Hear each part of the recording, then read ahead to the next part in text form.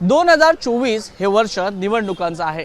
नुकतीच लोकसभा निवडणूक संपलेली आहे आणि आगामी काळात मुंबई महानगरपालिका असेल, इतर स्थानिक स्वराज्य संस्थांच्या निवडणुका असेल किंवा विधानसभा असेल, त्या अनुषंगाने आता सगळेच पक्ष, सगळेच नेते तयारीला लागलेले आहेत। मी सध्या शिवतीर्थाच्या बाहेर आहे आणि शिवतीर्थावर जोरदार अमित राज ठाकरे यांच्या वाढदिवसाचं सेलिब्रेशन सुरू आहे। हे सेलिब्रेशन म्हणता येणार नाही, परंतु हे शक्ती प्रदर्शन म्हणता येईल, कारण का संपूर्ण मुंबईभरामध्ये अमित ठाकरे यांच्या वाढदिवसाचे होर्डिंग लागलेले आहेत आणि कार्यकर्त्यांनी देखील मोठ्या प्रमाणात इथे गर्दी केलेली आहे। आपण कार्यकर्त्यांकडून जाणून घेऊया की हे नेमकं शक्ती प्रदर्शन कशासाठी। सचिनजी, ज्या पद्धतीने आजचा माहोल दिसतोय, ढोल ताशा आणण्यात आले होते, अनेक कार्यकर्ते बाहेरून आलेले आहेत, नेमकं काय संकेत द्यायचे? हे शक्ती प्रदर्शन नाही आहे, हा जो प्रतिसाद आहे तो उत्स्फूर्त प्रतिसाद आहे।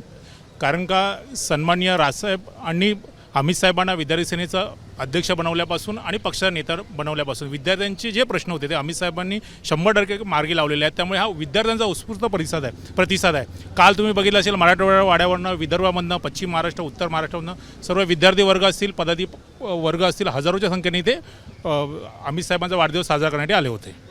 धुरीजी, ज्या पद्धतीनं आदित्य ठाकरे निवडणुकीच्या रिंगणात उतरले, लोकांमध्ये आता अशी चर्चा देखील झाली आहे की अमित ठाकरे देखील राजकारणात, म्हणजे ॲक्च्युअल राजकारणात एंट्री घेणार। कसं आहे की अमित ठाकरे राजकारणात पहिल्यापासून आहेत, त्यांना आणून बसवलेलं नाही आहे। त्यांनी पहिलं तुम्ही बघितलं असेल की पहिल्यापासून त्यांनी कुठल्याही मीटिंग्समध्ये आल्यानंतर एका बाजूला उभे राहून सगळं निरीक्षण करणं वगैरे, म्हणजे त्यांनी शिकलं, अभ्यास करून नंतर ते आता पुढे झालेले। त्याच्यानंतर 4 वर्षानंतर त्यांना उतरले तर आम्हाला आनंदच आहे। आता ते सन्मान्य राजसाहेब आणि अमित साहेब ठरवतील।